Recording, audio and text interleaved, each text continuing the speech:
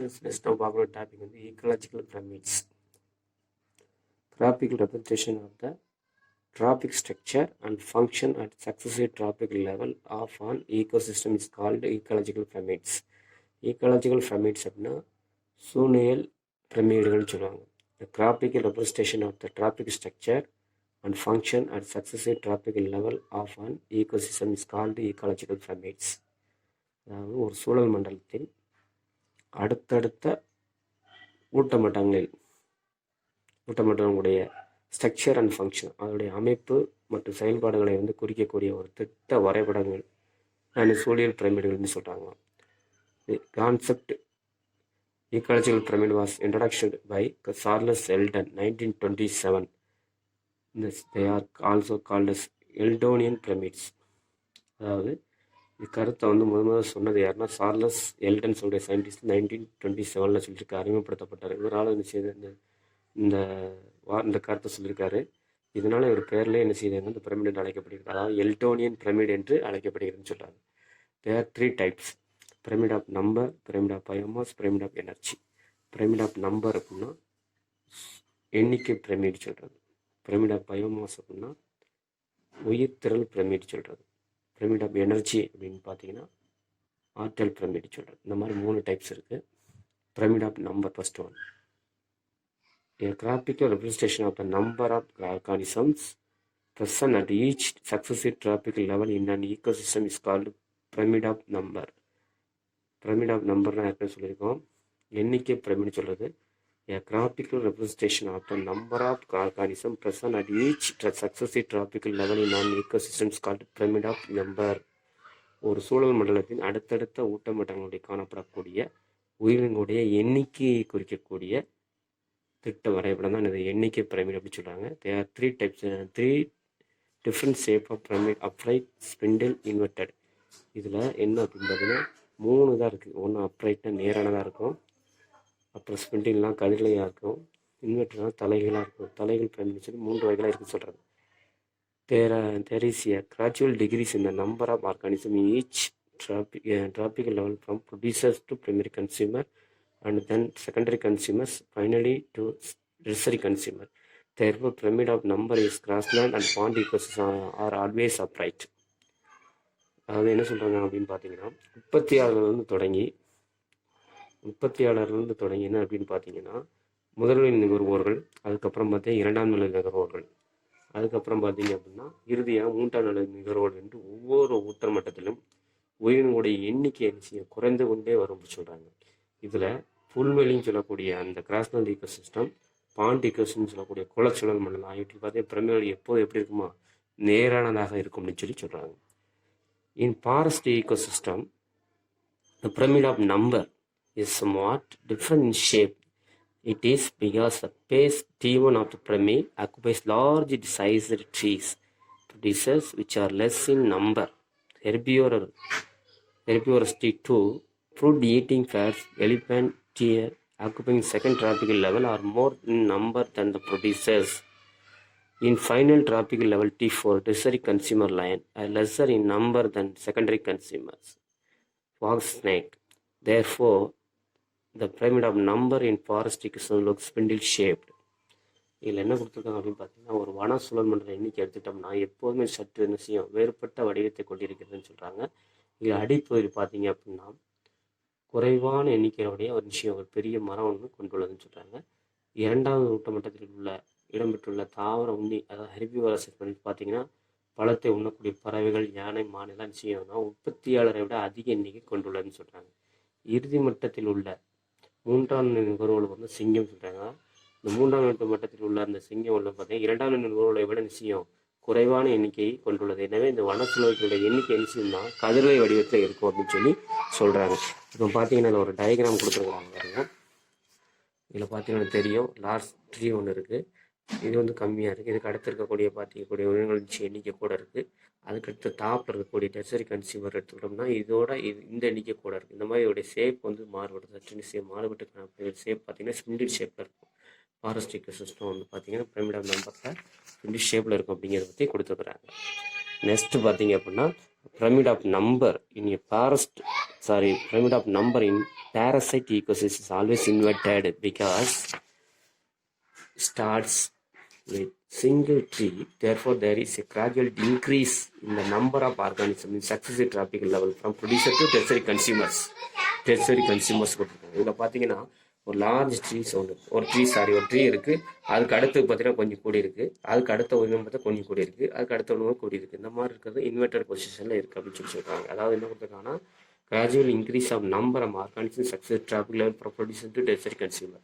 ஒரு உற்பத்தியாளர்லேருந்து tertiary consumer மேலே போக அதோட எண்ணிக்கை கூடிக்கிட்டே போகுது அப்படின்னு சொல்லிட்டாங்க. இது எல்லாமே பிரமிட் ஆஃப் நம்பரில் வரக்கூடிய. அடுத்து பார்த்தீங்கன்னா பிரமிடாவுடைய பயோமாஸ் உயிர் திரளை பற்றி குறிக்கக்கூடியது. உயிர் திரள் எப்படி இருக்குது அப்படின்னு சொல்லி கொடுத்துருக்காங்க.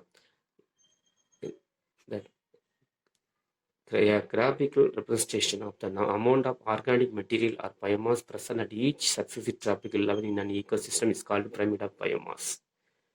Pyramid of biomass அப்படின்னால என்ன சொல்லியிருக்கோம், உயிர்த்திறன் பிரமிட் அப்படின்னு சொல்லுவாங்க. ஒரு சூழல் மண்டலத்துடைய அடுத்தடுத்த ஊட்டமண்டங்களில், அதாவது இதே மாதிரி தான் graphical representation of the amount of organic material present at each successive tropical level in an ecosystem is called pyramid of biomass. ஒரு சூழல் மண்டலத்தில் வந்து அடுத்தடுத்த ஊட்டமண்டங்களில் காணப்படக்கூடிய கரிமப் பொருட்கள் பயோமாஸ்னாலும் ஒன்று தான். கரிமப் பொருட்களுடைய அளவை குறிக்கக்கூடிய திட்ட வரைபடத்துக்கு தான் உயிர்த்திரள் பிரமிட் என்று சொல்கிறாங்க. இதில் பார்த்தீங்கன்னா grassland and forest ecosystem there is gradual decrease in biomass of organisms at successive tropical levels from producer to top carnivorous tertiary consumer சொல்லுவாங்க. அதை therefore two ecosystems of pyramid upright pyramid பயோமாஸ்ன்னு சொல்கிறாங்க. அதாவது ஒரு கிராஸ்லேண்ட் ஈகோசிஸ்டம் ஃபாரஸ்ட் ஈகோசிஸ்டம் இந்த கொடுத்துருவாங்க பாருங்கள். கீழே கொஞ்சம் அதிகமாக இருக்குது. மேலே போக பார்த்தீங்கன்னா T1லேருந்து மேலே ப்ரொடியூசர்லேருந்து மேலே போகக்கூடிய primary consumer, secondary consumer, tertiary கன்சியூமருடைய எண்ணிக்கையும் போக குறைஞ்சிக்கிட்டே போகணும்னு சொல்கிறாங்க. அதே மாதிரி ஒரு ஃபாரஸ்ட் ஈகோசிஸ்டம் எடுத்துக்கிட்டோம்னாலும் அதே மாதிரி கீழே அதிகமாக இருக்கும். அதில் சாப்பிடக்கூடிய உரிமை எண்ணிக்கை குறைஞ்சிக்கிட்டே போகும். கிராஸ்லேண்ட் ஈகோசிஸ்டம் ஃபாரஸ்ட் ஈகோசிஸ்டம் எப்படி சொல்கிறாங்க. இதில் பார்த்தீங்க அப்படின்னா பிரமிட் ஆஃப் பயோமாஸில் பார்த்தீங்கன்னா அப்படின்னா பிரமிட் ஆஃப் பயோமாஸில் grassland ecosystem and forest ecosystem, there is a gradual decrease in biomass of organism at successive tropical level from producer to top carnivorous. ப்ரொடியூசர்லேருந்து டாப் கார்னிவரஸ் மேலே போக என்ன செய்யும் அப்படின்னா இவருடைய இந்த கனிம பொருட்களுடைய அளவு நிச்சயம் குறைஞ்சிக்கிட்டே போகும் அப்படின்னு சொல்கிறாங்க. அதனால் இப்போ பார்த்தீங்கன்னா இந்த ஒரு கிராஸ் ஈகோசிஸ்டம் ஃபாரஸ்ட் ஈகோசிஸ்டம் ரெண்டுமே பார்த்தீங்கன்னா அப்ரைட்டாக இருக்கும் அப்படின்னு சொல்லியிருக்காங்க. இதில் next bond ecosystem.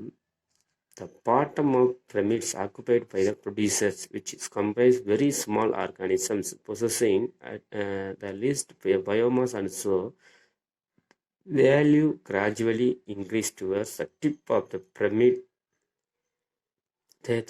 Therefore, the pyramid of biomass is always inverted in shape. அதாவது பாண்டிக்ஸாக ஒரு குளச்சூழலை எடுத்துக்கிட்டோம் அப்படின்னா இதான் குளச்சூழல். இது நுண்ணீர், அதாவது இதில் காணப்படக்கூடிய நுண்ணீருடைய அதாவது பயோமாஸ் நிச்சயம் குறைந்து தான் காணப்படும். அது போக பார்த்தீங்கன்னா பயோமாஸோட அளவு நிச்சயம் கூடிக்கிட்டே போகும். அதனால் இதோட ஷேப் அப்படி தான் இன்வெர்ட்டடாக இருக்கும் அப்படின்னு சொல்லி கொடுத்துருக்காங்க. ஒரு பாண்டி ஈகோசிஸ்டத்தில் வந்து மட்டும் அந்த பிரமிட் ஆஃப் இது மட்டும் மாறுபடுது அப்படின்னு சொல்கிறாங்க. அதாவது பிரமிட் ஆஃப் பயோமாஸ் மட்டும் மாறுது. அதாவது குளச்சூழல் எடுத்துக்கிட்டோம்னா அது அடிப்படையில் உள்ள உற்பத்தியாளர் நுண்ணீர்களை குறைவான உயிர்த்திரளை கொண்டுள்ளது. கொண்டுள்ளதுனால உயிர்த்திரளின் மதிப்பு பிரமிட்டின் இறுதி வரை படிப்படியாக நிச்சயம் அதிகரிக்கிறது அப்படின்னு சொல்கிறாங்க. எனவே தான் அந்த உயிர்த்திரளை பிரமிட் அப்படின்னு சொன்னால் எப்பொழுதும் தலைகள் வடிவத்தில் காணப்படும் பாண்டி ஈகோசிஸ்டத்தில் அப்படின்னு சொல்கிறாங்க. Next getting pyramid of energy. A graphical representation of energy flow at each successive tropical level in ecosystem is called pyramid of energy. The bottom of pyramid of energy is occupied by the producers. There is a gradual decrease in energy transport at successive tropical level from producer to the upper levels. Therefore, pyramid of energy is always upright. ஒரு mark கொஸ்டினில் கேட்கலாம், எப்போவுமே pyramid of energy வந்து always நிச்சயம் அப்ரைட்டாக தான் இருக்கும் அப்படின்னு சொல்லி கொடுத்துருக்குறாங்க. இதில் பார்த்தா தெரியும், நான் டயக்ராம் ஒன்று கொடுத்துருக்கேன். ஏற்கனவே நம்ம 10% லா ஒன்று பார்த்துருக்கோம்.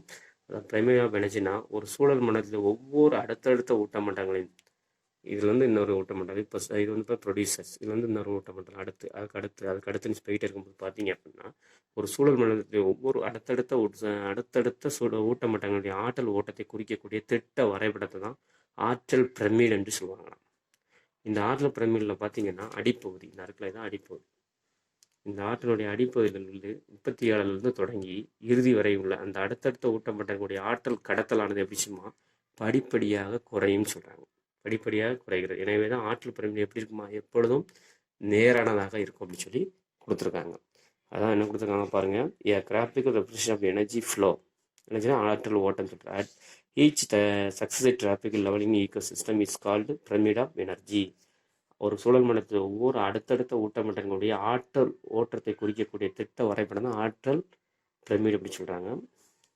எ bottom of the pyramid of energy occupied the producers, கீழே இருக்கக்கூடிய பகுதி தான் உற்பத்தியாளர்னு சொல்கிறாங்க. There is a gradual decrease in energy transfer at successive tropical level from producer to the upper level. Therefore the pyramid of energy is always upright. Meaning புரியுதா?